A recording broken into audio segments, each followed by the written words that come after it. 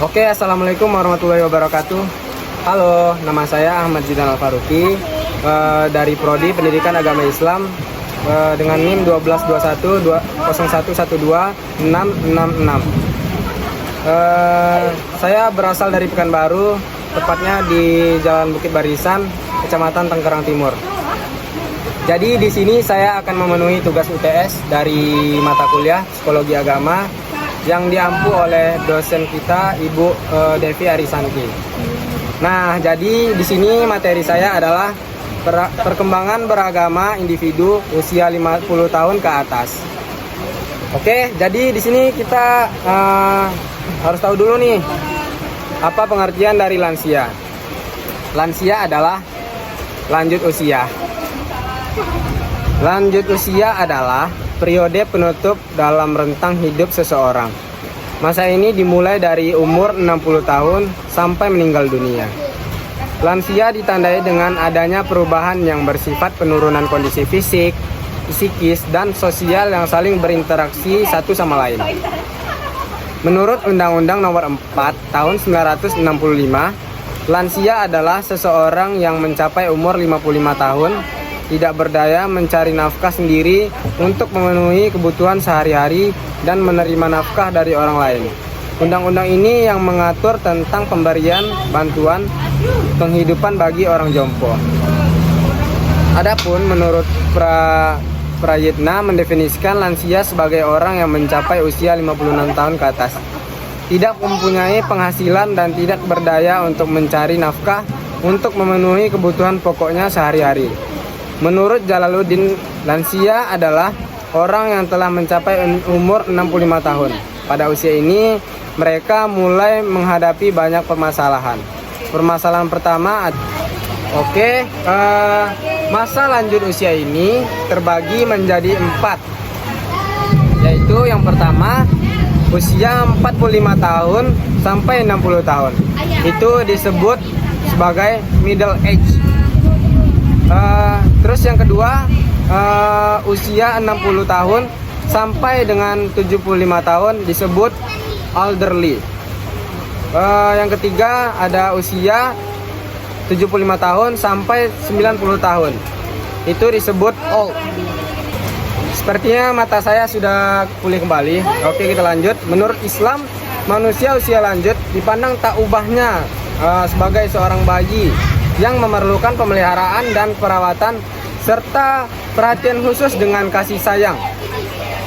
Nah, perlakuan yang demikian ini tak dapat diwakilkan kepada siapapun, melainkan menjadi tanggung jawab dari anak-anak mereka. Perlakuan yang baik dan penuh kesabaran serta kasih sayang dinilai sebagai kebaktian kepada orang tua kita. Sebaliknya, perlakuan yang tercela dinilai sebagai kedurhakaan. Nah, itu jangan sampai ya terjadi kepada kalian. Oke, tadi saya sudah menjelaskan pengertian dari lansia. Oke, saya lanjut ke perkembangan keberagamaan individu pada usia 50 tahun ke atas.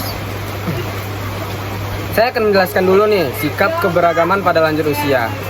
Jadi, secara teoritis, usia tua atau yang disebut juga sebagai lansia dimulai dari umur 60 tahun sampai 65 tahun hingga meninggal dunia. Manusia memulai masa tuanya itu dimulai sejak masa dewasa awal, yaitu pada usia 30 tahun sampai 50 tahun.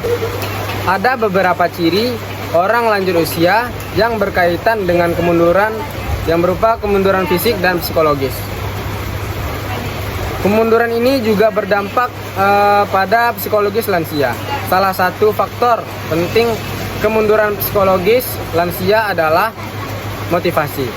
Semakin kuat dan positif motivasi yang ada, maka semakin lambat faktor psikologis yang ada. Adanya kemunduran dalam hal kualitas fisik, kematangan emosi, dan kemampuan kognitif membuat kalangan lanjut usia seringkali sulit untuk menempatkan dirinya di lingkungan masyarakat. Kalangan lanjut usia membutuhkan pengakuan lebih besar dari orang lain di sekitarnya.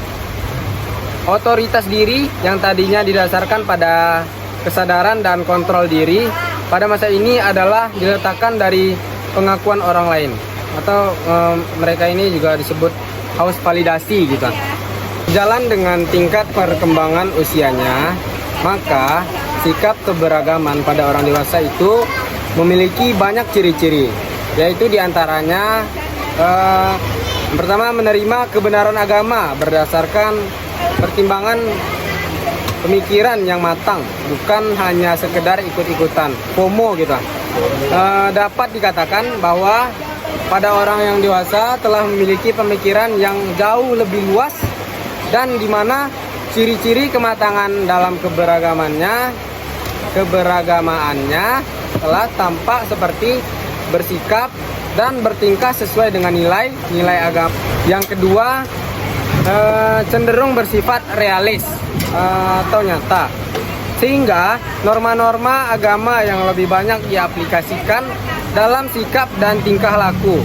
Apabila kita kaitkan dengan ciri-ciri umum pada orang dewasa, bahwa sikap realis ini cenderung membawa perasaan optimis pada seseorang tersebut, karena berpandangan bahwa usaha atas jerih payahnya adalah pemberian dari Tuhan. Yang ketiga, bersikap positif terhadap ajaran dan norma-norma agama. Oke, kita lanjut ya. Pembahasan yang ketiga, hambatan keberagamaan individu pada usia 50 tahun ke atas. Ada dua faktor nih yang menyebabkan adanya hambatan. Yang pertama dari faktor internal ya. Faktor internal dulu. Faktor internal ini faktor yang dari dalam diri sendiri. Terus faktor ini terbagi menjadi dua ya. Yang kedua pengalaman. Nah, yang kedua faktor eksternal. Faktor dari luarnya. Potensi yang dimiliki manusia ini secara umum disebut fitrah keagamaan, yaitu berupa kecenderungan bertauhid. Sebagai potensi, maka perlu adanya pengaruh yang berasal dari diri manusia, yang berasal dari luar diri manusia. Pengaruh tersebut dapat berupa bimbingan, pembinaan, latihan, dan pendidikan. Oke, saya simpulkan, pada 50 tahun ke atas merupakan proses yang kompleks dan dinamis, dipengaruhi dari dua faktor tadi nih, faktor internal dan eksternal. Faktor internal yang saya jelaskan tadi ada kapasitas diri dan pengalaman. Terus faktor eksternalnya seperti yang saya jelaskan juga tadi, ada lingkungan dan tradisi keagamaan. Meskipun penurunan fisik dan kognitif dapat menjadi hambatan, kematangan beragama di usia lanjut dapat terwujud dalam bentuk komitmen yang kuat terhadap nilai-nilai spiritual, atau justru sebaliknya nih. Wah, nggak kerasa nih, sepertinya waktu kita udah sampai nih di penghujung video. Semoga teman-teman bisa mengambil pelajaran dari apa yang saya sampaikan tadi tentang perkembangan keberagamaan individu usia 50 tahun ke atas. Mungkin banyak kekurangan dari video saya, maka dari itu saya minta maaf atas kekurangan dari video saya. Kurang lebih saya mengucapkan terima kasih yang sudah menonton, dan meminta maaf untuk kekurangan dari video saya. Sekian, assalamualaikum warahmatullahi wabarakatuh. Bye bye.